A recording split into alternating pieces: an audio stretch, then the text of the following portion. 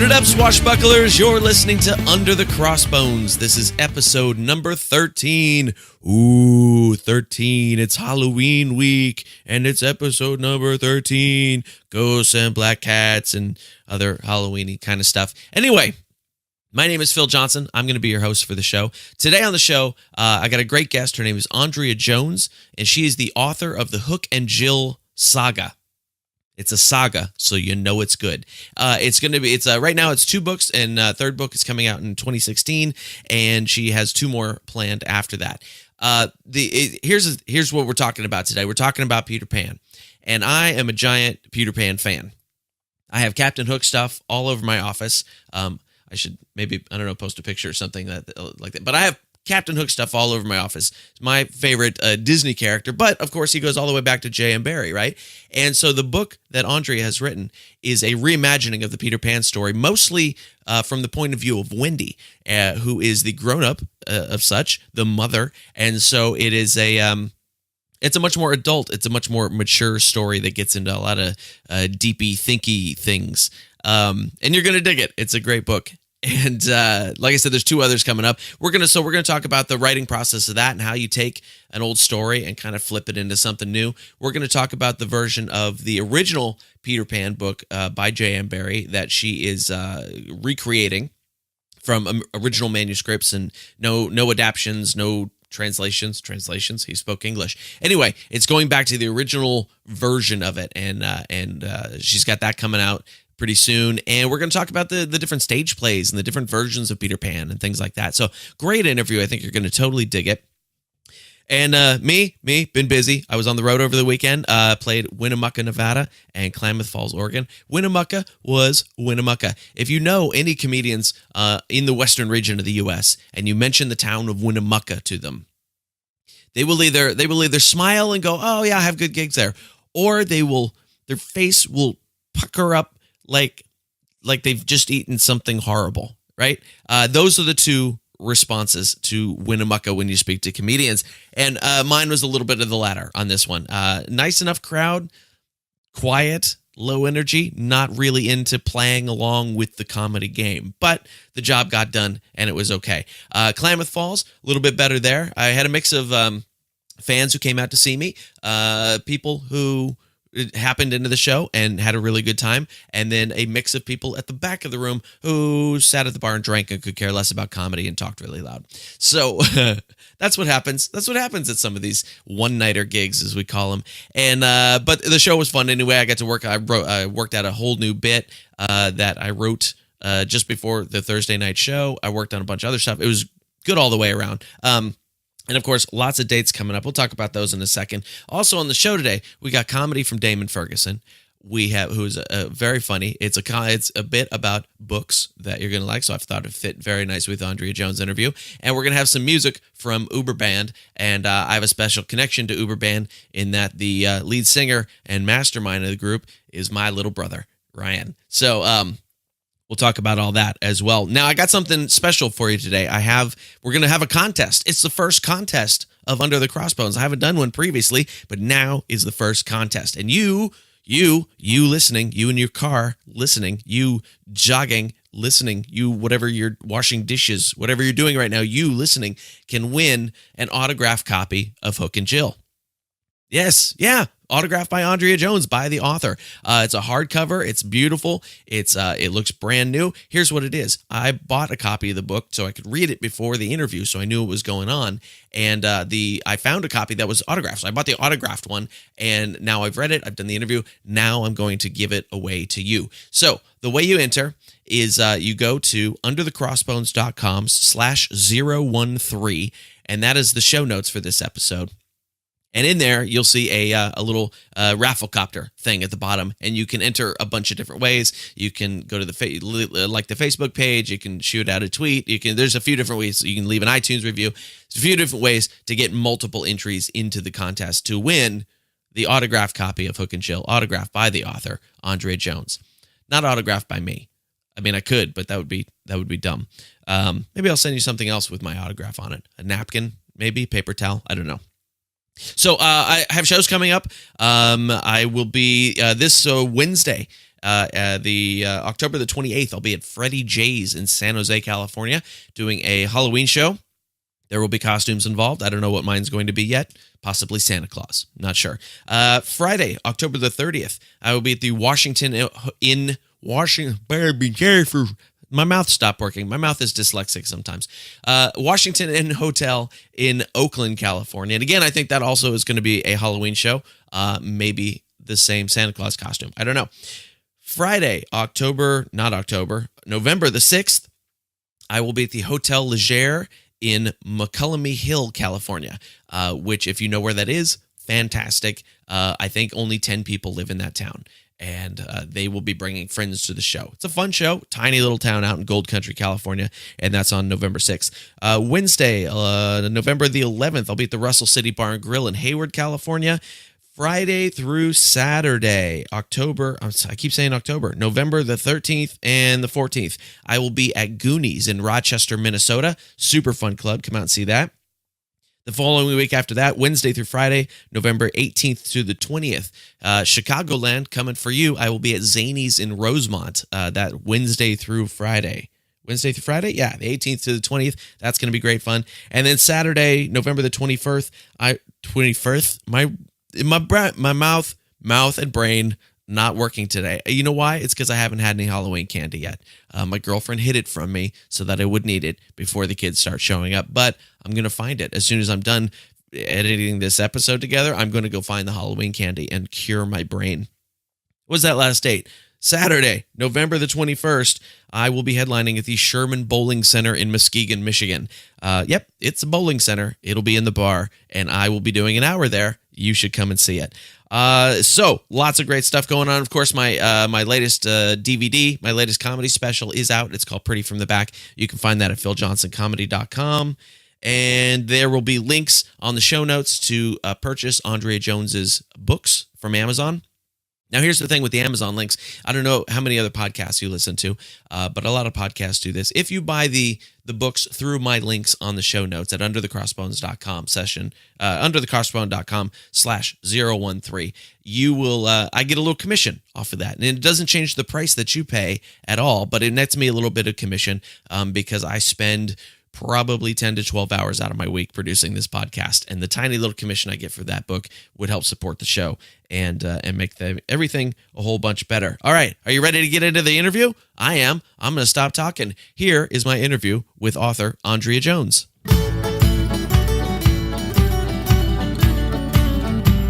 Tell me, my listeners, about what you do.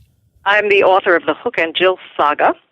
It is a series of Neverland novels for adults and told mostly from the pirate's point of view. So we are coming back to Neverland because we can.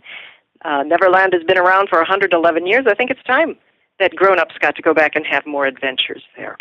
Hook and Jill is book one of the series. It is a serious parody of the Peter Pan story, and it questions the premise.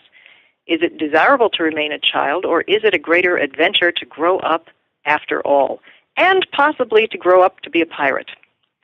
Book two, then, is Other Oceans, and that takes us for, once we get off the Neverland, an adventure on the high seas on the Jolly Roger, Captain Hook's pirate ship. I'm working on book three, and that is scheduled to come out, Other Islands, scheduled to come out early in 2016. We'll see if we make it.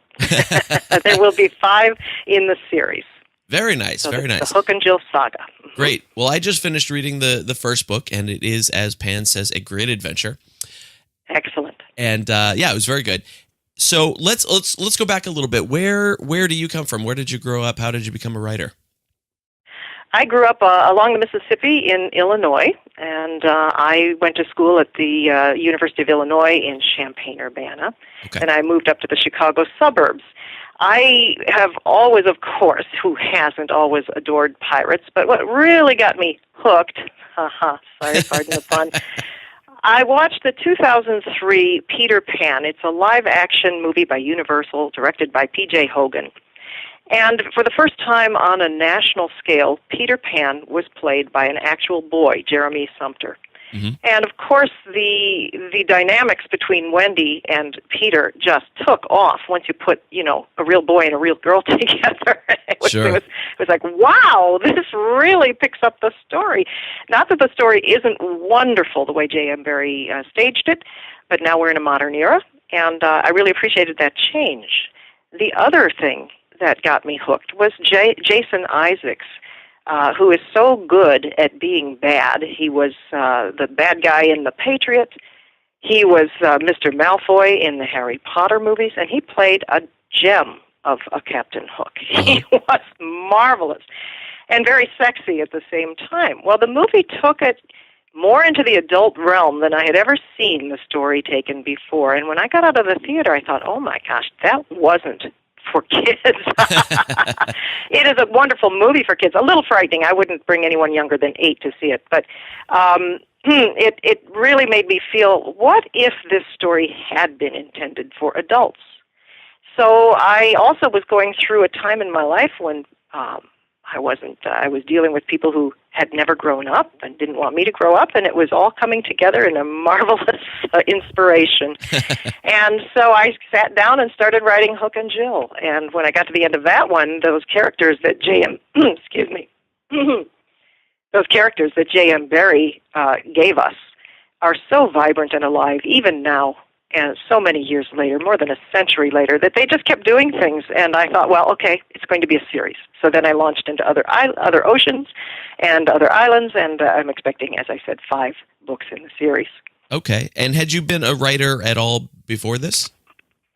I've always dabbled in writing. I had written a nonfiction book before this, and I was trying to get it published. And then when the inspiration for Hook and Jill hit me, I dropped that and launched into novel writing. Okay. And, I always tell people, a lot of people come to me and say, oh, I'm going to write a book someday, but I don't know how to get started. Well, I tell you, when the book is ready to be born, you can't not write it. Uh-huh. So, rest easy. If you think you're going to write a book someday, it'll happen. It'll come to you. My problem has always been finishing a book. I have no problem starting a book. Uh-huh. That you have to have perseverance. But if the book captivates you and it's worth writing, it should work itself out. Yeah, absolutely. And a lot of it is sitting down to do the work. My problem is that I have so many different things that need writing that it's a daily task to figure out which one of them I'm actually going to sit down with. Understood. I'm right there with you. So, before you saw the 2003 Peter Pan, which now I have to go back and watch it again. I'm pretty sure I saw it, but it's been a long time. I rarely ever have time to watch movies more than once because there's so many good movies out there. Exactly. So before you saw that one, were you part of the pirate community? Were you a pirate fan? How did you come to that aspect of it? I was always, charmed by pirates. We dressed up as pirates for Halloween. My kids did that, et cetera. But I wasn't a full-blown pirate fanatic as I am now. Uh-huh. When I did the research, as I was writing, of course, it's a novel, and it needed research as I was writing. And I learned all about sailing, the days of sail, about the British Navy, about piracy, and about J.M. Barrie himself and the inspiration for Peter Pan. Where did that story come from? And as I read more and more, I won't say I'm enchanted with pirates because they were the scum of the earth. However, I write fiction, and I can make my pirates a little more palatable, basing them on J.M. Barrie's pirates. So while I am trying to achieve a degree of historical accuracy, I do not pretend that pirates were good people. The modern pirates today are no worse than those during the golden age of piracy, and I admit that, frankly. Sure. But my job is to spin a tale that will enthrall the reader. And so I present them as people. Yeah. Decent people. Not decent necessarily, but, likable. Let's put it that way. Right. And there's definitely a dichotomy between the actual historic pirates and what we see in pop culture. And that's one of the things that I've been talking to everybody I've talked to on this show is how do we, the sort of transition from these old school scumbags who were thieves and murderers and how did we, translate that now into entertainment and charity work, and all the things that the modern people in this community do, which is all really, really cool stuff. So I always think that's really interesting. Let's talk about J.M. Barrie for a second. It's also been years since I read the original story, because for the same reason I can't see a movie more than once. Rarely do I get to read a book more than once. Most people have not read the original J.M. Barrie story, and are probably more familiar with Peter Pan through the Disney film and some of the other films and plays and things like that. Dustin Hoffman was always one of my favorite Captain Hooks, and of course, yeah. And so, what are some of the differences? Oh, excuse me. What are some of the differences between the original J.M. Barrie story and, say, the Disney version of it? J.M. Barrie would be the first, probably, to say, play with my story. Mm-hmm. He invented the Neverland, and he states in his work that the Neverland is different for every individual. We all have our own idea of Neverland, and when we get there, it's different for all of us. But a lot of prequels, sequels, spin-offs, TV shows, movies have been made. Some stay, basing it fairly closely on J.M. Barrie's work. Most stray. Most make up more aspects, more angles, change the backstory, et cetera, et cetera. Mm-hmm. What makes my books, the Hook and Jill Saga, different is I stay very true to J.M. Barrie's original vision of the Neverland. I'm very proud of that fact. But I did have to change a few things to make it a grown-up story. Now, my associate, Peter von Braun, and he is the author of Peter Pan's Neverworld, are coming out very soon with Peter and Wendy, the restored text. And this will be the exact same story that J.M. Barrie produced in 1911. It has now, changes have been made over the years. We don't know why, we don't know how. One of those changes is the title. Wendy has been dropped from the billing. Huh. So it was Peter and Wendy when it first came out, 1911. Now, this is the novelization of the play. The play came out in 1904, Peter Pan, or The Boy Who Wouldn't Grow Up. Uh-huh. And then in 1911, he novelized it to Peter and Wendy. So Peter von Braun and I have found a first edition, and we have painstakingly restored it, and it will be out in paperback very shortly. And those of you who watch my Facebook page, Hook and Jill, or my website, or are on my mailing list will know exactly when that book is ready. So I'm proud to do that. It's the service I can do for J.M. Barrie. It's the least I can do for his giving me this marvelous, marvelous story. The differences...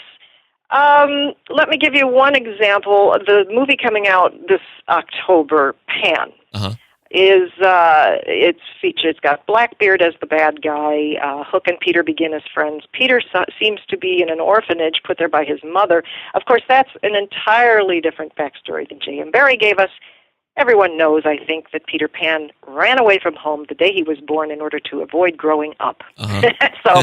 putting him in an orphanage with his mother, making that decision is a little far-fetched. However, again, play with the story. So, and of course, Blackbeard is only mentioned once in the story where J.M. Barrie says Hook was once bosun to Blackbeard. Okay. So that puts him in a sort of historical context and makes him a little more real and ups his status. But, of course, means nothing to the story. So right. They've gone ahead, and I believe it's Hugh Jackman is playing Blackbeard. And, of course, he's the most hirsute man in history, and they've got him kind of cleaned up and shaven and sheared. So whatever. The recent history of Blackbeard has been a whole lot more clean-shaven when you think of John Malkovich playing him completely bald and things like that. I couldn't believe it. And in fact, Blackbeard had hair all the way up to his eyeballs. He was very hairy. Right. So yeah, that's interesting. But I guess we can hope to see Captain Hook appear on Black Sails at some point if they're going to hook him up with Blackbeard. So oh my goodness, well I'll have to be watching. Now I grew up with the Mary Martin version, which was a musical. Sure. And written especially for her coloratura voice. And Cyril Richard playing Captain Hook. I enjoyed it. I was a little mixed up as a kid why this woman was jumping around trying to be a boy, but, that's okay because nowadays that proves that women can do anything that men can do. I think that's great. That's right. But a delightful version, that is. Wendy gets a little less press, I think, in that one than in the original book. So there are a lot of differences between J.M. Barrie's original novel and all the other works. But that's to be understood. I suppose when the movie of Hook and Jill comes out, it's going to be a little different from the way I wrote it. I'm going to just have to grin and bear it. Yeah, of all the people I know that have put films through the Hollywood system, that is the one constant, is that it never comes out the other side the way you expected it to. Exactly. So when you saw the 2003 film and you were inspired to write the book, how close was that 2003 film to the original story? Quite close. It in fact is the best representation that I and Peter von Braun, we agree that is the best representation of the story. Now, here's where it actually helped me to have a little deviation from the text. Originally, in the play and in the original Peter and Wendy, the boys and Wendy are captured by Captain Hook and his crew, and they take them aboard the ship. And you'll probably remember the moment where Hook says, "I have room for a cabin boy," and he asks John, "Would you want to be a cabin boy?" And John says, "Well, I once thought of calling myself Red-Handed Jack." Oh, in the movie with P.J. Hogan, it's Wendy who is taken to the pirate ship all by herself this time, and asked by Hook, and he's trying to find out where the hideout is so he can get at Peter Pan, and he's charming her. And he says, "Hast never wanted to be a pirate, my hearty?" And she says, "Well, I once thought of calling myself Red-Handed Jill." So that gave me the idea then to go ahead and have the story of Red-Handed Jill enter into Wendy's lexicon, one of the stories that Wendy tells. And in my story, as Wendy gets to the Neverland, she begins to realize that her stories are coming true as she enters the Neverland. So she comes face to face with Peter Pan, of course, and Captain Hook, and she realizes, oh my God, I'm responsible for him. I made him up. That's part of growing up. So you see, Wendy is already growing up when she gets to the Neverland. And she has told the story of Red-Handed Jill, the Pirate Queen, to the boys. And when Wendy gets to the Neverland, Red-Handed Jill begins to come to life as well. Okay. So I got that from the P.J. Hogan movie. That little transition from Red-Handed Jack to Red-Handed Jill made all the difference. Yeah, no, that's... I think in this modern age, it was very appropriate. Oh, absolutely. Yeah, no, that makes a lot of sense. Now I definitely have to go back and both read the book again and see the movie again, and then probably read your book again, and then it'll all even make more sense. Yes, indeed. And I do recommend that people read Peter and Wendy. It's a wonderful book. It's not just for children.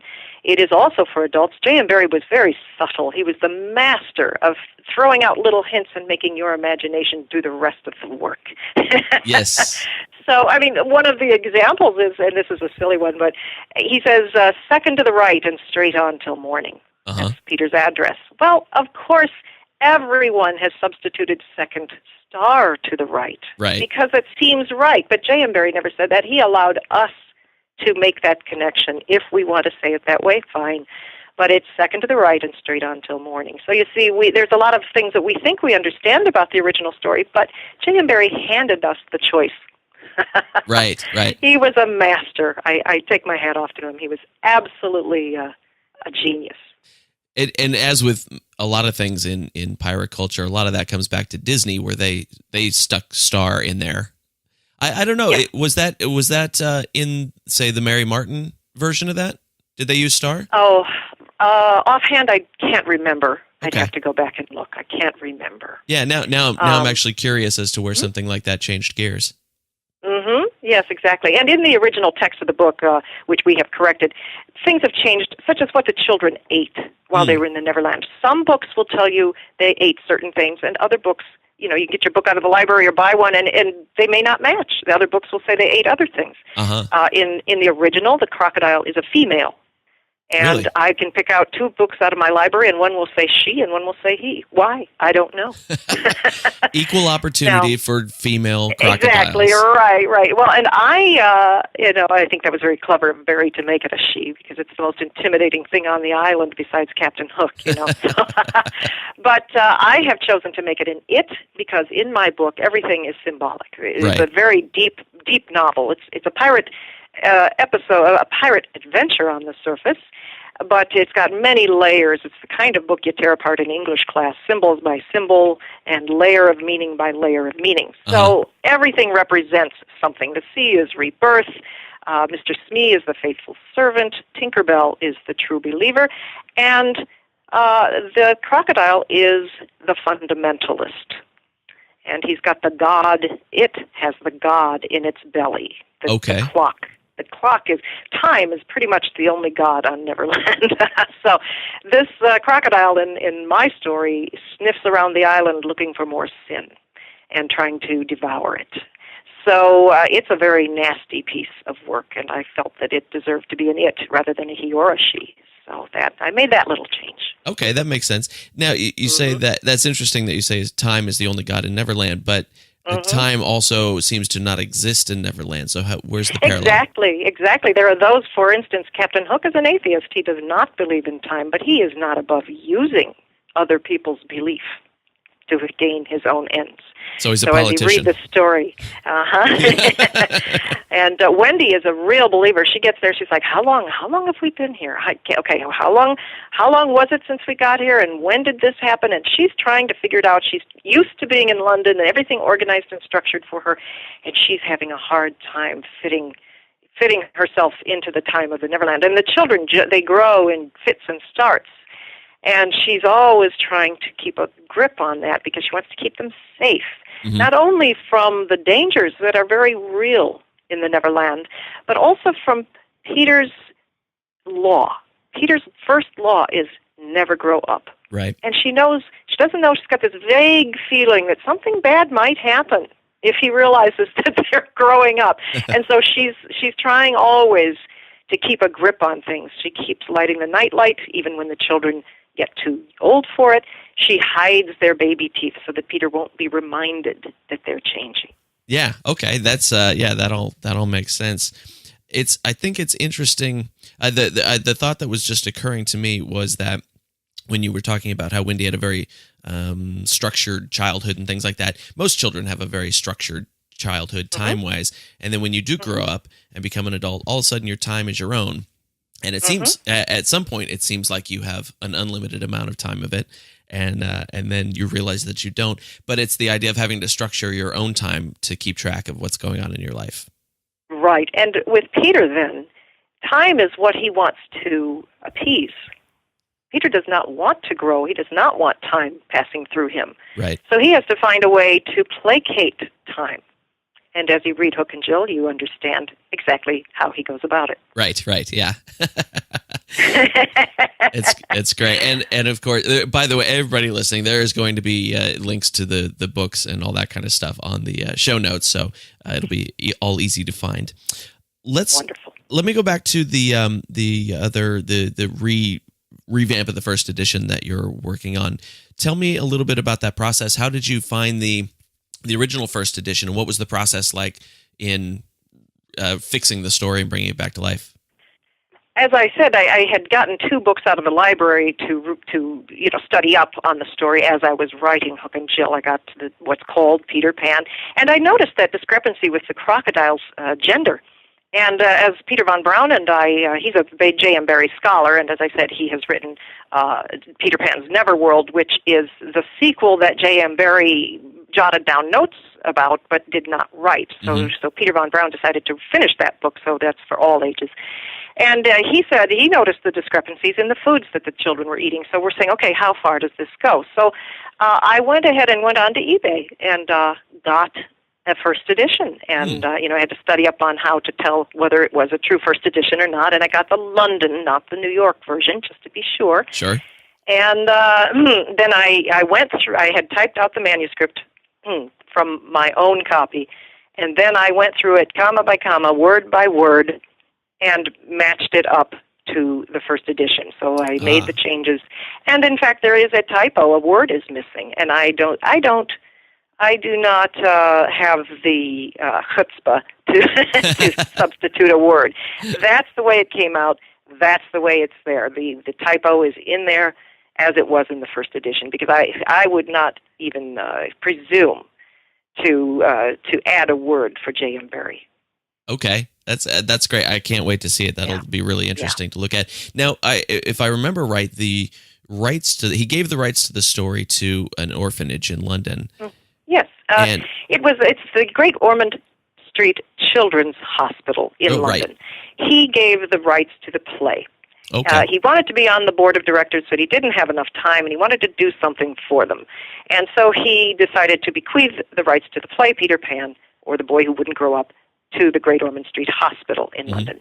And then Parliament decided to pass a law saying that the play rights would be granted to this hospital in perpetuity. So anytime you put on the play, it will never be in public domain. One always must pay the royalties.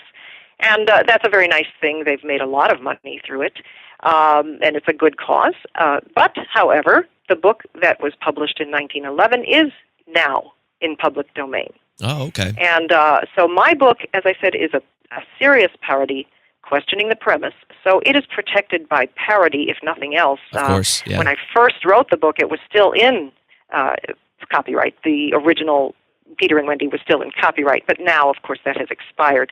But in any case, I could have published because my book is a parody. Right. So you can parodize anything, as long as you have a certain amount of the original material and a certain amount of your own original, which makes a commentary. Yeah, and there's a distinct misunderstanding of what parody is among most people that say what they're doing is parody. There's funny parody, and there's serious parody. And the perhaps the most well-known example is The Wind Done Gone, being a serious parody of Gone with the Wind. Okay, yeah. Well, because I make a good chunk of my living as a comedian and as a musical comedian, and I see what passes for parody in the musical comedy world, and generally that's not parody because they just they change the words completely to whatever song they, theoretically Weird Al Yankovic is not actual parody.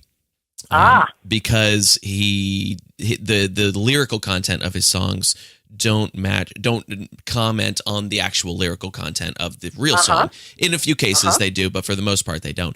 And so I've been actually just recently reading a lot about parody and how it works. Interesting. Well, I love Weird Al, so he's a pirate in his own way, isn't he? Oh, he's fantastic. He's the reason that I don't do parody. Because it can't be done any better than that. So I write original stuff instead. But very good. Yeah, that's great. So, do you have I imagine you do signing events and things like that. Do you have anything coming up? I was just in a very bad accident, and Captain Hook, I am now one-handed, and we hope it's not permanent. I broke my hand in this accident, and my vehicle was ruined. So the rest of my events for this season are going to be canceled. However, I am hoping to come back strong next year. I do get out and about a lot. I am touring the Midwest all the time. I'm looking to get to those farther reaches out on the coasts. There are so many pirate festivals, Ren fairs, tall ships. I am actually looking for a sponsor to get me out a little farther. I do drive all around the Midwest, and some of the best advice I ever got was go to where my readers are, because bookstores, as much as we love them, are not the place where most books are sold these days. No. So I was told, go out and find your readers. Well, I went to the Port Washington Pirate Festival in 2010, shortly after my book came out. And I thought, okay, I'll try this. It's a pirate festival. They surely will like my books about pirates. And, oh my gosh, I sold every book I had. I sold. And I said, yo-ho, the pirate's life for me. And I've never looked back. I now go, as I said, I do pirate festivals. I do tall ships festivals, Ren fairs, Highland games, pagan festivals, Irish fests. And so I get out there anywhere there are people who dress in garb. That's where they love my books. So I'm having a wonderful time meeting readers and do not believe that the people are not reading any longer and that books are going to disappear. I have been very heartened as I talk with readers all over the Midwest that books are here to stay. Good books are here to stay, and people are reading both on e-devices and on paper. That's great to hear. Yeah, because I'm always a book fiend myself, so I try to push that same agenda. Please read something. Yes.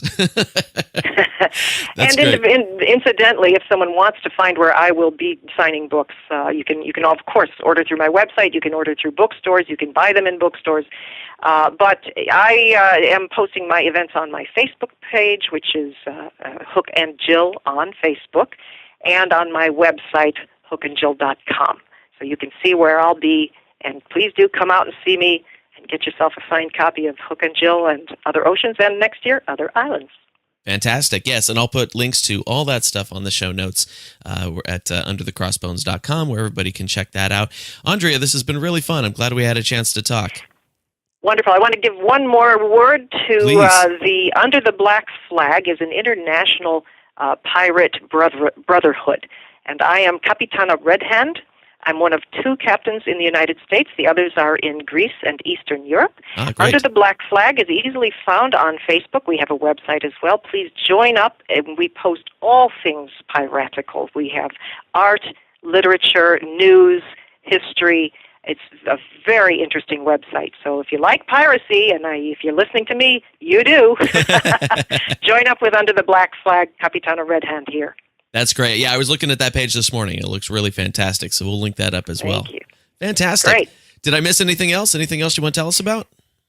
I think we've covered a good deal here. I want people to get back into the original J.M. Barrie Peter Pan story. It's delightful. Of course, he was a friend of Stevenson's, so he had to one up Long John Silver in Peter Pan by saying that Captain Hook, of course, was the fiercest pirate and and afraid of nothing except the sight of his own blood. Yes. So he gives a few little licks to Stevenson, and it's just delightful. As I said, it's not just for kids because all this subtle little grown-up stuff is thrown in there. You'll love it. So, and then of course graduate to Hook and Jill, Other Oceans and Other Islands. That's great. Well, Andrea, this has been a great time. I'm going to let you go learn how to type one-handed now. Thank you. I need Mr. Smee is what I need. There you go. So, well, heal up soon. Thank you very much. You bet. Heal up soon. We'll see you on the road. Thank you. All right. Bye-bye. Bye-bye. And there it is, friends. That was my interview with author Andrea Jones. Like I said, you can grab her books. They're on Amazon, but here's what I want you to do. I want you to go to underthecrossbones.com/013. And I have links to the books right there, so you don't have to use the search bar. You don't have to go a-hunting. I have them right there for you. Plus, if you buy it through the link, I get a little bit of a commission on it. It doesn't change your price at all. It's just a great way to help support the show and keep us rolling here. Coming up next, comedy, music, right? We need some of that. Comedy from Damon Ferguson, Damon and I have been buddies for over 10 years now. We started doing comedy at about the same time, and he's a very angry little man, and he's awesome. He's great. So I found a great bit from his new album out called Performing for 25 People, and you're going to dig it. You'll hear that. And then after that, we have a song called Layabout from Uber Band. Uber Band is the greatest band on earth. That's their slogan. It's trademarked. Uber Band is great. And like I said, I have a very special connection in that the singer and the mastermind behind the group is my brother Ryan. And if you're a fan of Frank Zappa or Devo or the Talking Heads or Oingo Boingo or crazy things like that, you are totally going to dig this stuff. Uber Band does not perform anymore. My brother is on to bigger and better things. He's a film composer. He's a theater composer. He does voiceover work. He does a lot of like legit serious stuff. But Uber Band is where it's at today. So you're going to hear a song called Layabout, and this is an as yet unreleased song. I got you a hookup on this one because this is an album that they finished and they have not released yet, even though they're not performing anymore. But that's the way bands work sometimes. So anyway, here we go. First up, some comedy from Damon Ferguson, and then Layabout by Uber Band. I was a very different kid. I was a bully growing up. I was a bully. I was a weird kind of bully though. I used to what I would do is I would find the smart kids and beat them up and take their books, and then I would read them. And if I found a kid that was reading a book that I had already read, I would kick his ass and give him a critique. Just have some kid just like, Holden Caulfield is a whiny bitch!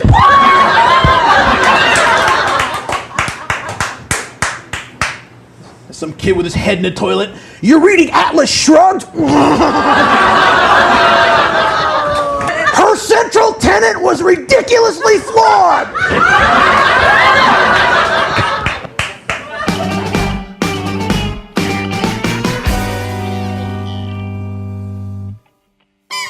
Hey there, lay about, upsy daisy, little lazy, don't go crazies in the medicine drawer.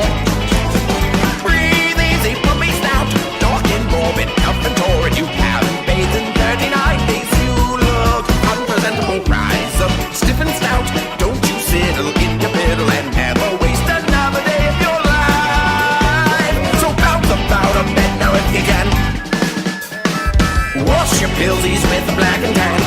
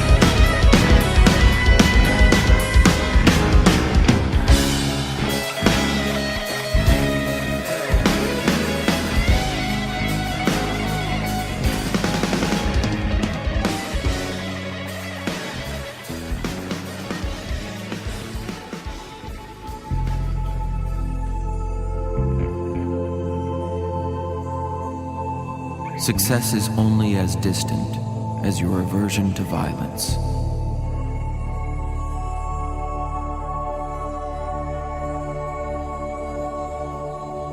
Awaken your spirit to the possibility of serenity, comfort, and fat cash.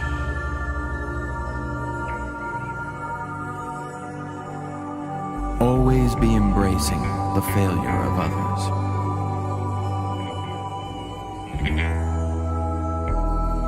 Stand in observance of this moment, the present, right now. Be here now. Now, think of drugs and pussy.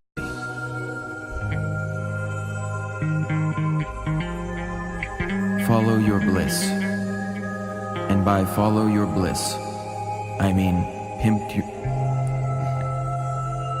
And by follow your bliss, I mean pimp your loved ones for money. Nobody loves you. Nobody loves you. Nobody loves you. Nobody loves you. Nobody loves you.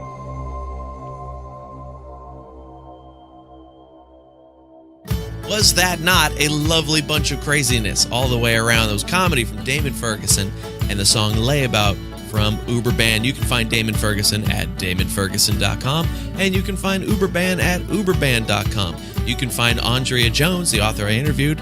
You can find her at hookandjill.com, where you can get her books. You can find all the show notes for this show at underthecrossbones.com/013. That's the episode number. I'm going to try and keep doing that to make it easy so you can find the right show notes and everything.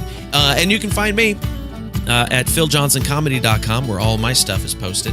And you can grab my new comedy special there, Pretty from the Back.